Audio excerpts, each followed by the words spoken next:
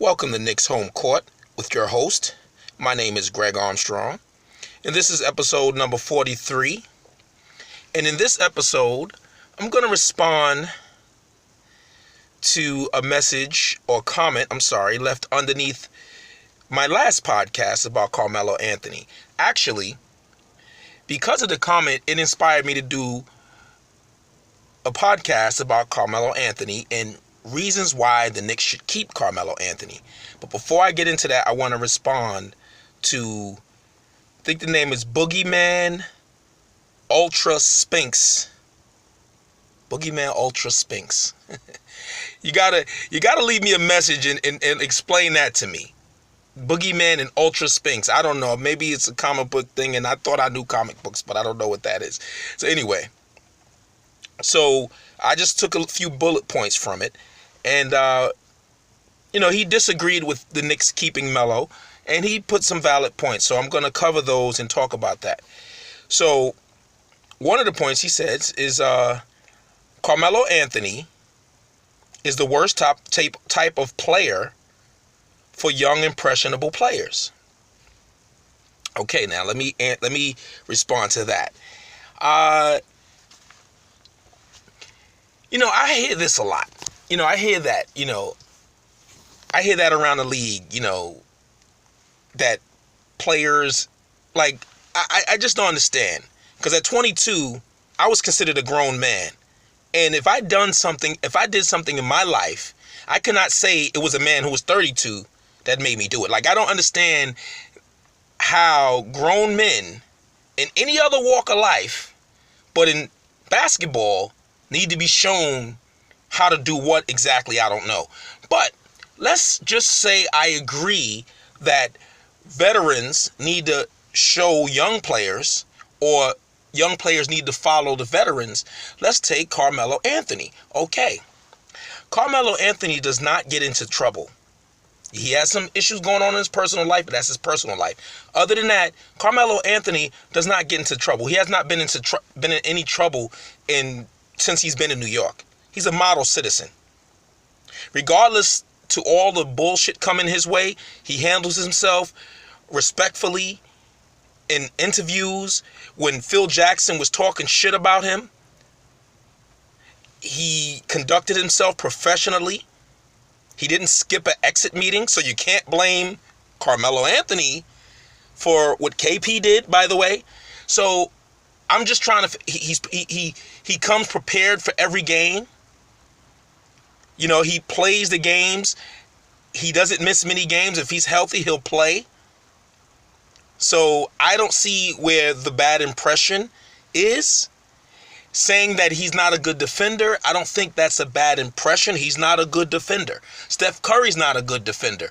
That's why you put defensive players around Steph Curry. Carmelo Anthony is not a good defender, and if you remember, the year they won 54 games, Shumpert was playing good defense. He was there.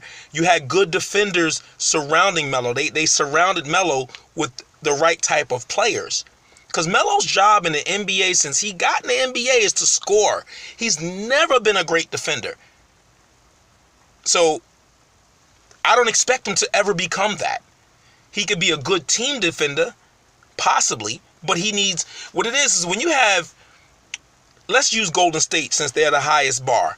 When you have a player like Draymond Green, who's a great defender, and Kevin Durant, who's a very good defender, Klay Thompson, who's a great defender, then you have Steph Curry.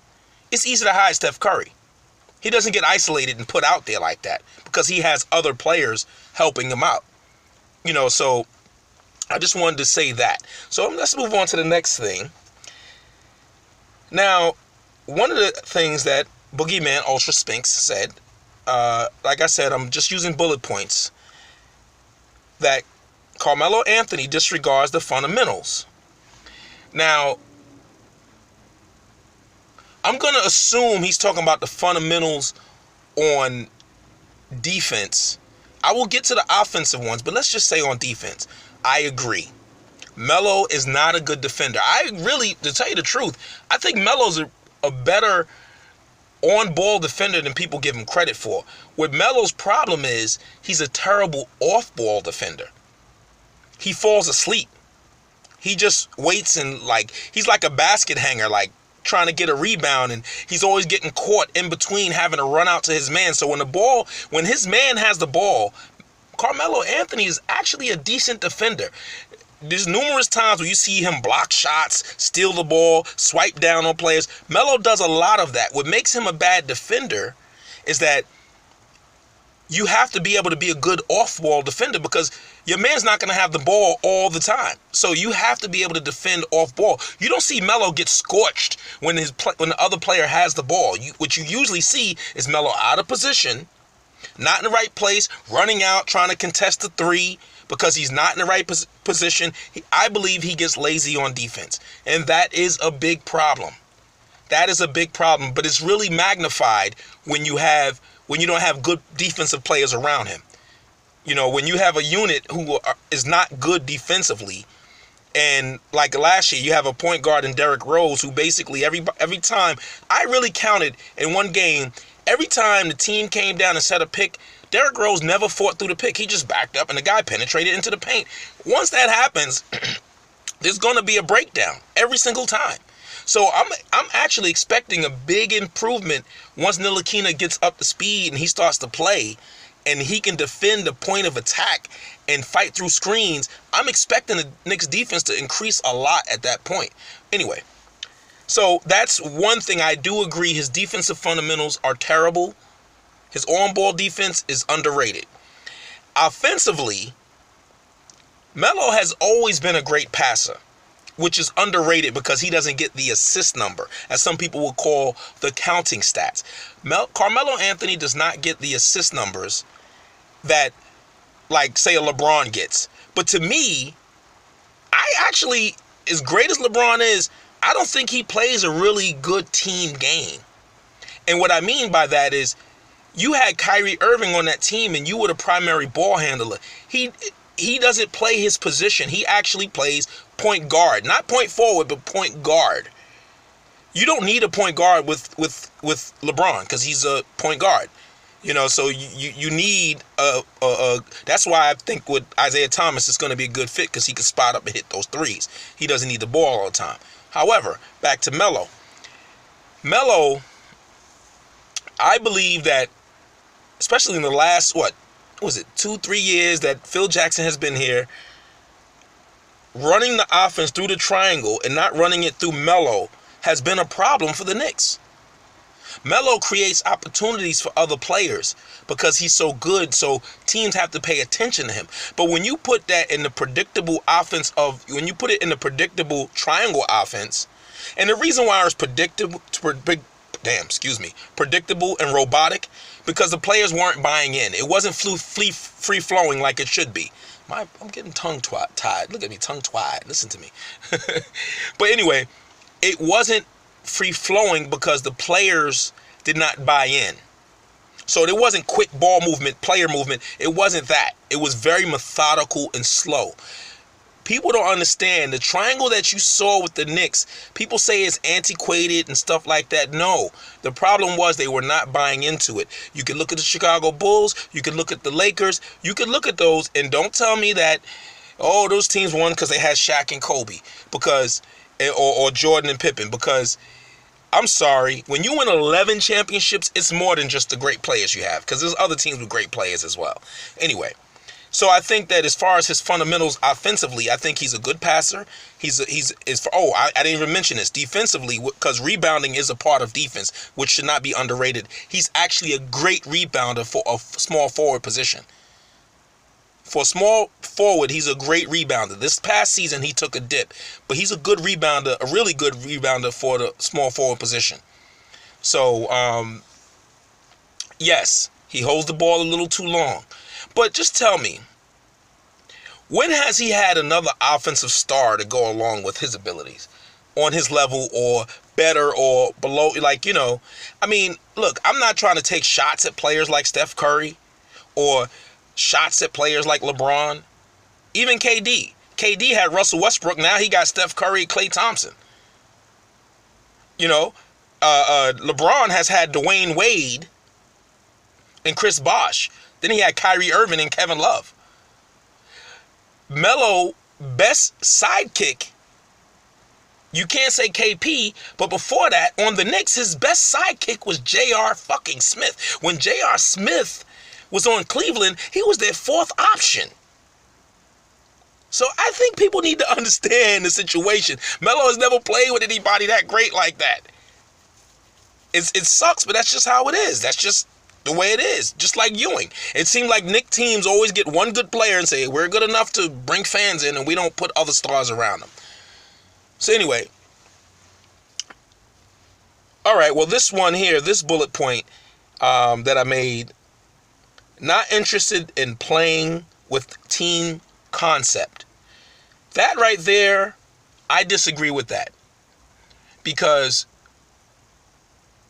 Melo wasn't the only person on the Knicks that didn't buy into the triangle. The coach didn't even buy into the triangle. Derek Fisher didn't buy into the triangle. Jeff Hornacek didn't buy into the triangle. That's why they was running a hybrid. They never bought in, and they did not make it a priority for the Knicks to do every single time down. They did not do that. So if the coach, who should be the leader on your team, not the player, the coach, don't get me wrong, you have players who are leaders on their team, but I'm saying if the coach is not imploring and forcing you to run this system, then the team is gonna be in chaos. Now, I do agree somewhat, like sometimes you need your best player buying in and doing everything it takes to run the system. But let's be real. NBA players are result-based players. You know, first of all, AAU has hurt the NBA. I wouldn't say destroyed because the NBA is at an all-time high, but it has hurt the NBA. And the problem with a system like the triangle is players are used to playing with the ball, dribbling and doing little fancy moves and crossovers. Players are used to that. They're not used to ball movement. And that's the funny thing is, if you look at Golden State, when KD first got there, he was doing that little bit of one-on-one play. And I remember when Draymond Green had to pull him aside, he got mad at Steph Curry for giving up the ball because he's like, yo, we are messing up our offense. And many times, I'm sure he talked to Kevin Durant and said, listen, we know how nasty you are, but imagine getting that ball on a curl. You coming around a pick and you getting that ball wide open for a shot. You'll be unstoppable. You don't need to do all of this you don't have to do all of this hero ball shit. You don't have to do that here. We got this. We got this system and we trust it. That's why they're very difficult to beat, because they're great players who depend on a great system. Think about that. And when you think of the Knicks, you know, Carmelo never bought into the triangle. Carmelo has flaws. First of all, he's not a perfect player. He wants to be the center. He wants to be the guy. He's gotten very far being the guy, by the way. He will be in the Hall of Fame being the guy. So it's very hard to argue with someone who's actually had great success. We're not talking about what's this guy? What's this clown that now he's going to be with Golden State? What's this guy name? He's not Nick Young, who thinks he's great and never really achieved shit. Like, people act like Carmelo Anthony's Nick Young. He's not that. He's a great player who's carried teams to playoffs. Unfortunately, this team has never really been built around him in the right way. So I don't think that's Melo's fault that the team is not playing in a team concept. And there's a lack of talent on that team. Now, the last bullet point, and then I'll get into reasons to keep Melo, is for this team to be successful, they need to get rid of Melo. Now, I know my man Boogeyman, Ultra Spinks, I know you're going to comment after you hear this post. So what I want to do, I'm going to attempt to remark on this bullet point that I mentioned that you had wrote in your comment. I may be wrong in I don't know what you're going for when you say that the team will be successful if they get rid of Melo, because if you look at their record without Melo, they haven't really won. I think they didn't win any games without Melo, not even one. Last year. I think it was last year or the year before. They don't win without Carmelo Anthony. And honestly, I don't think KP is as good as he can be. I don't think he's ready to carry that load for 82 games. He hasn't played 82 games. He hasn't even played 80 games. I don't think he's even played 75 games yet. So I don't think he's ready to carry that load. With Melo, he can kind of get used to, on certain nights, carrying the load. So I don't see how getting rid of Melo would make the team more successful unless you're talking about sucking and tanking and winning like 18 games, 20 games, maybe 30 games. I doubt you'll win 30 games without Melo. Because again, their record without Melo is atrocious. It's almost like the Cavaliers. That's why I'm wondering, I'm really intrigued to see what Kyrie does in Boston. Because when LeBron goes to the bench, they just suck. And that's with good players, which is really weird. So I need to know, and you can comment on this, what do you mean by successful? Because I know you don't mean in terms of winning games. I know you don't think that the Knicks will win more games without Melo. If you're talking about starting a rebuild or getting a high draft pick, see, I'm not a fan of that kind of stuff, because what happens is when a young team is continuously losing, they develop losing habits.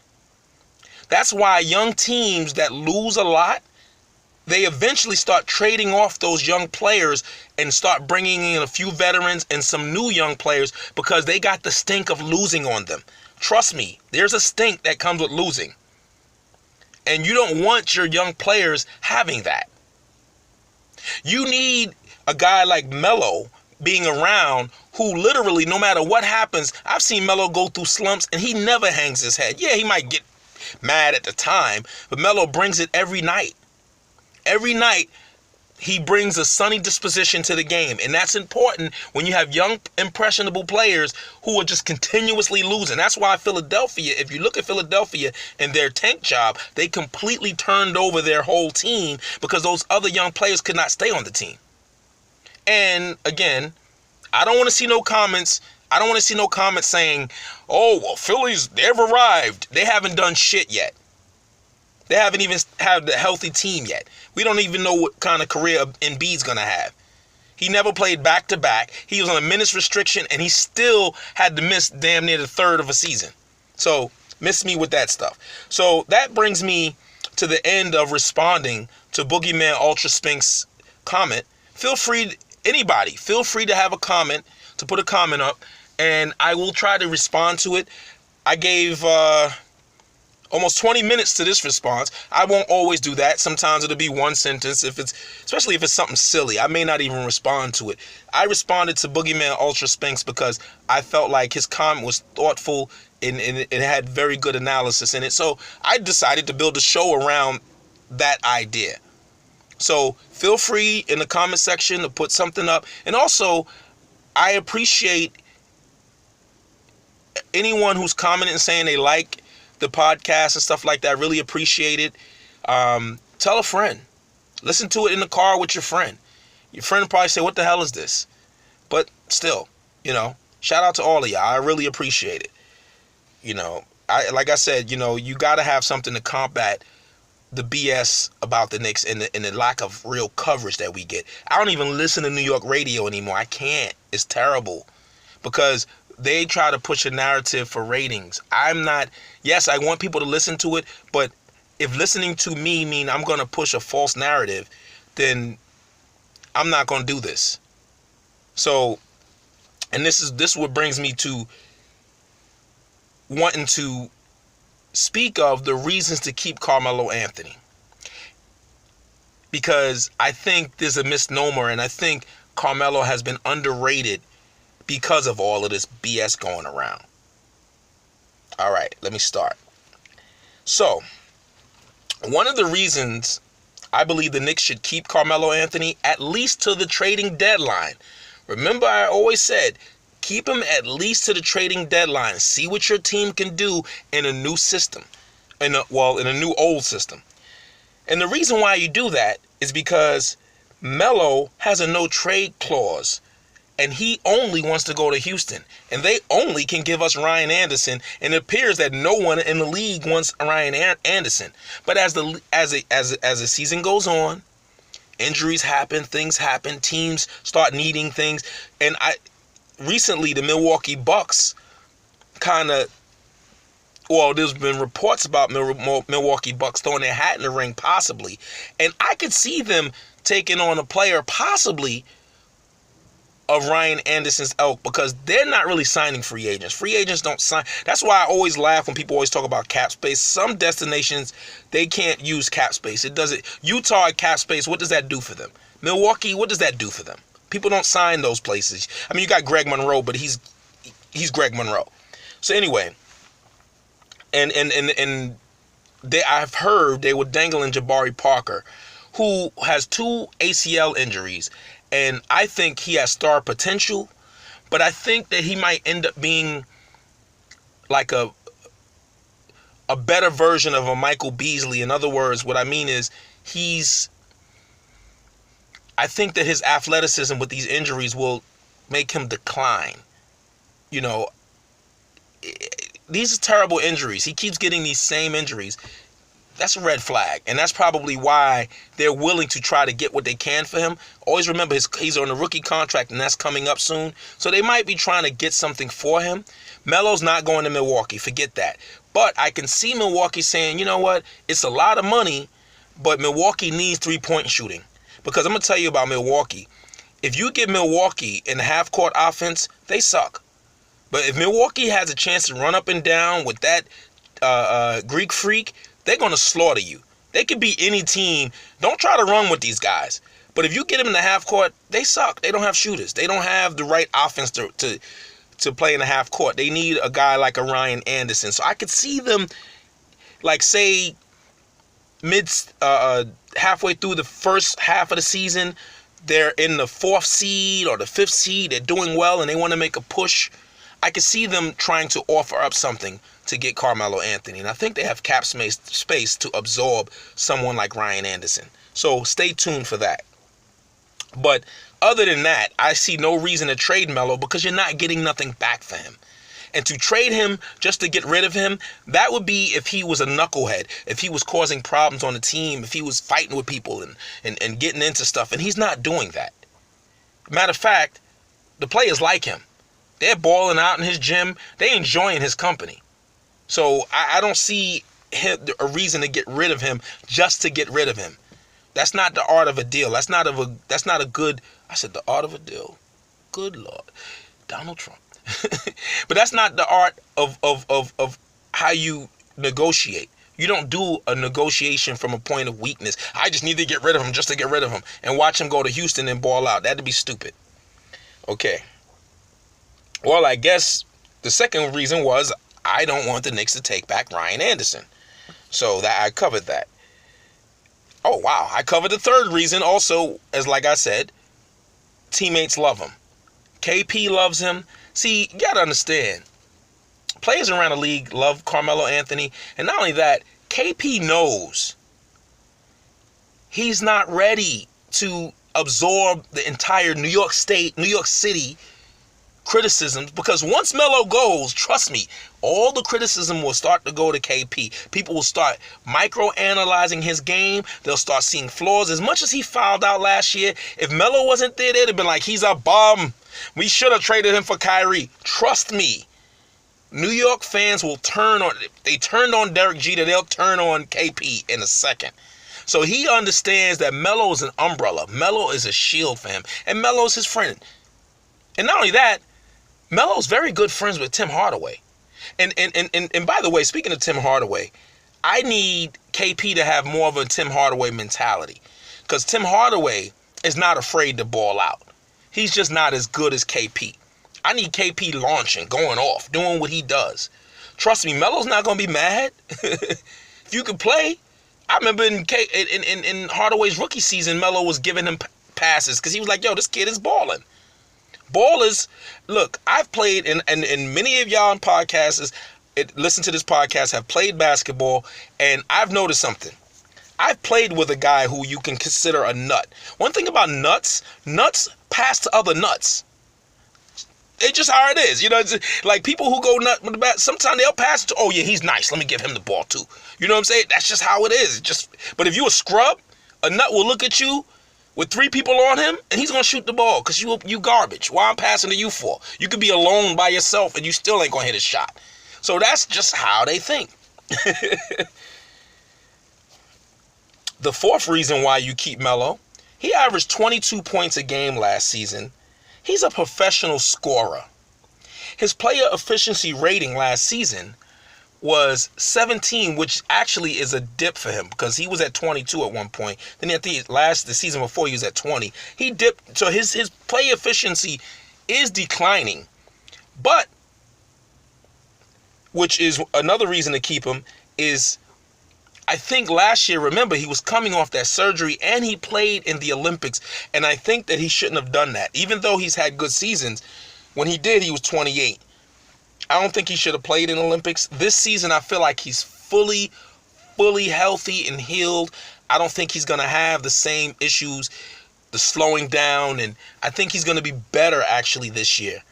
I think early on in the season, he was having problems with his jump shot. Certain games, he just didn't have it. But he's a professional scorer, and I'm sorry, where you going to find 22 points at it on the Knicks? You ain't going to get it from Ryan Anderson. And even if KP averages, let's say for some reason let's just say KP averages 30 points a game. He averaged 18 last year. So you're still missing 10 to 12 points a game, which a lot of times is the margin of victory. We know KP's not averaging 30.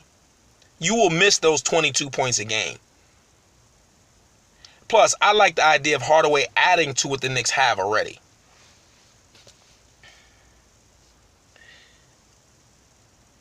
5, I said he's never in trouble. I already mentioned that. 6, he carries the load, like I said, you know. And there's still going to be those special nights with Melo. All scorers have those special nights. Even Kobe in his last game, he scored 60. Every scorer has those nights where he just got it going. Come on, team, jump on my back. And by the way, speaking of carrying a load, you know why I want the Knicks to get to the playoffs? Because there's a thing called playoff Eli, but y'all forget there's a thing called playoff Melo. Look at his stats in the playoffs. Melo goes crazy in the playoffs. You know why? Because they don't play every night. He's able to rest. What? I want to get KP, Melo, Hardaway, Ntilikina. I want to get them in the playoffs. I want to see Melo in the playoffs. New York needs that. Needs to see that. And number 7, I believe that Melo makes the game easier for Porzingis. I think he makes it easier for everybody on the team. One flaw I have with Melo's game is, again, Melo tends to hold the ball a little too much. I think that if the offense is free-flowing, I don't think he'll do that. I think Hornacek is going to want to get up and down the court, which benefits Melo, because Melo's always a trailer, trust me. He's not going to be leading up the court in a fast break. He's going to be the trailer. And you know what the trailer has? Open threes. You're going to have KP on one side, Melo on the other side. The offense should be fine. And you're going to have Hardaway on the other side as well. You know, you're going to have Hernan Gomez running straight to the rim. So, you know, there's going to be some options. I think there'll be more options for Melo. When you're a running team, that means that everybody gets more shots. So the need to hold the ball is going to lessen. When you play in the offense like the triangle, an equal opportunity offense, which really is not an equal opportunity offense, I think that they didn't trust in the offense. If they would have trusted in the offense, there are places in the offense where you can get your points. Because, again, I'll implore anybody, go back and watch a Chicago Bull game. I mean, Jordan averaged 32 points in that offense. So they're scoring in that offense. You just have to know how to run it and trust it. But, again, Phil Jackson wasn't coaching, so they shouldn't have ran the offense. All right. So I don't want to talk about triangle no more ever again. So, as I mentioned, number 9, Melo's a professional scorer, and he averaged 22 points a game on 22 points, 5.9 rebounds, basically 6 rebounds, 34 minutes a game in 74 games. He played 74 games last year. I don't think KP has played over 70 games yet. So, and I mentioned his health. I think that Melo, like I said, I think he'll be healthier this year. And number 11, Hornacek, which I mentioned earlier, but I want to elaborate on it more.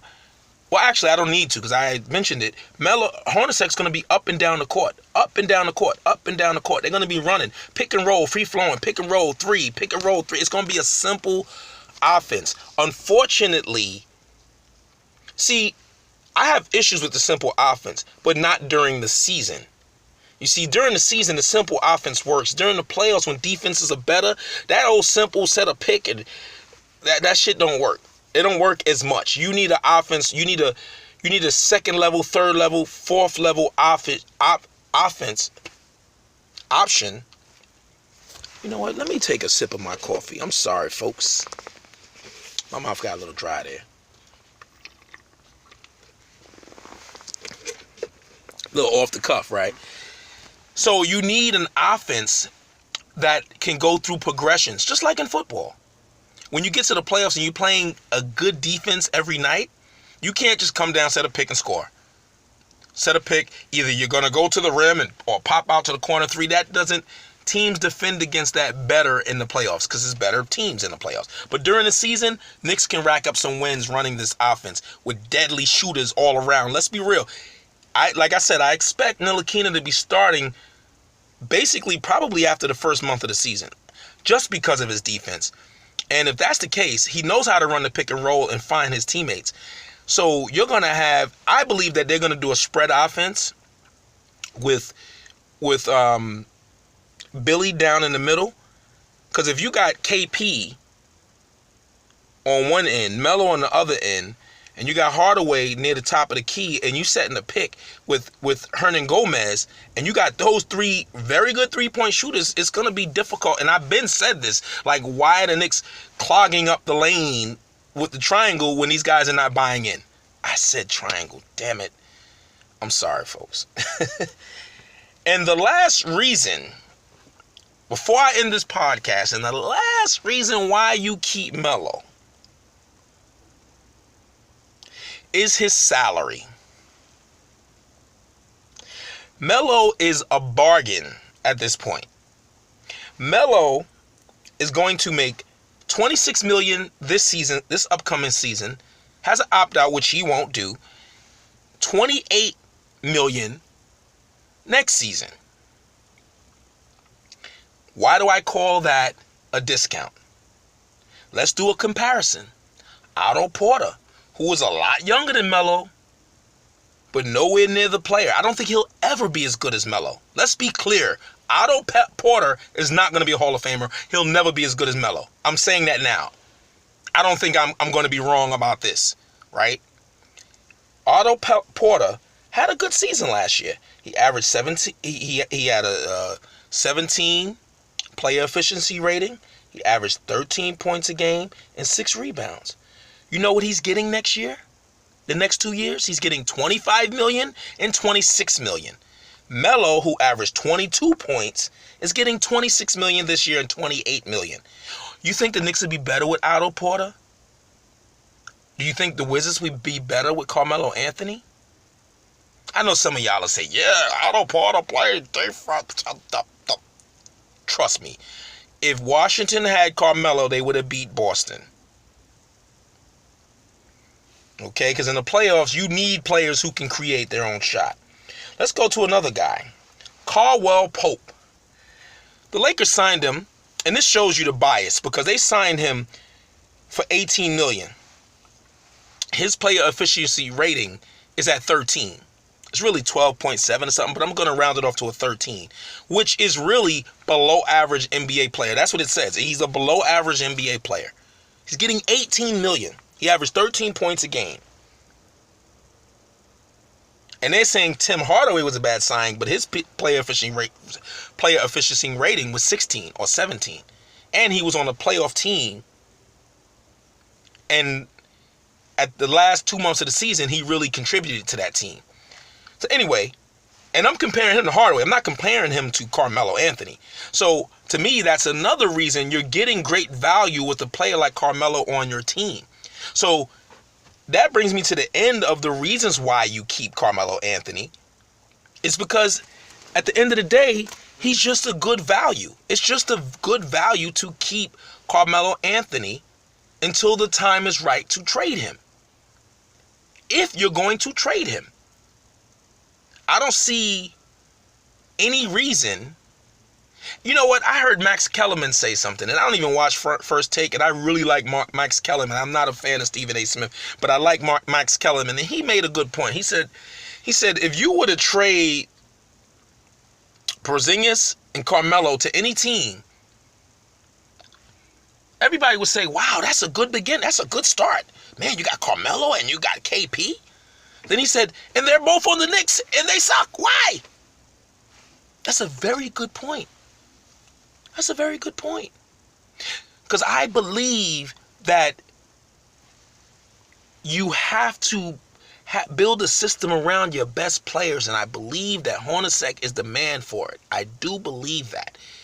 I think I believe the Knicks are going to be a really good offensive team. Defensively, they're still going to be lagging behind. Let's be real. Because trading Melo is not going to make their defense better. Having Melo is not.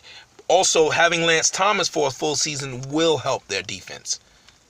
But I don't think they're going to get better defensively, so to speak. But you don't need to be great defensively. You just need to make key stops. But if you have a juggernaut offense, because let's be real, Dallas Mavericks won the championship and they were not a great defense. They were juggernaut offense and they made stops at times. When you have an offense that can't be stopped and you have a defense that can make stops at certain given times. See, that was the problem with the Knicks. When the Knicks would get a nice lead, if you watched all season, they would get a lead or they'll have a lead in the fourth quarter. And what happened is because their offense wasn't unstoppable and their defense was Swiss cheese, if the Knicks had an 8-point lead, all the team had to do is stop the Knicks 3 times and they had the lead.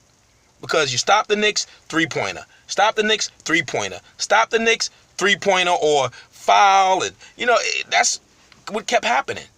But that's why I always felt like the Knicks should have leaned on their offense because that was their best part of the team.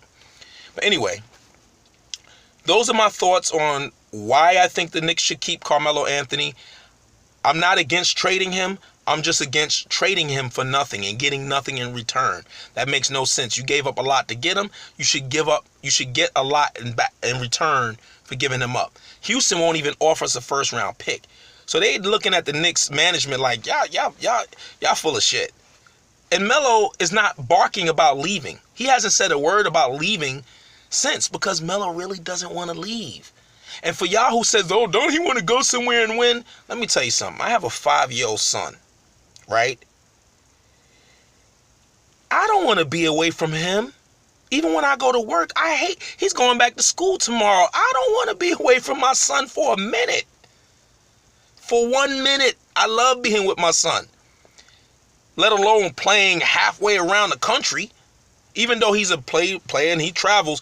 But 41 games of the year, he'll be in New York.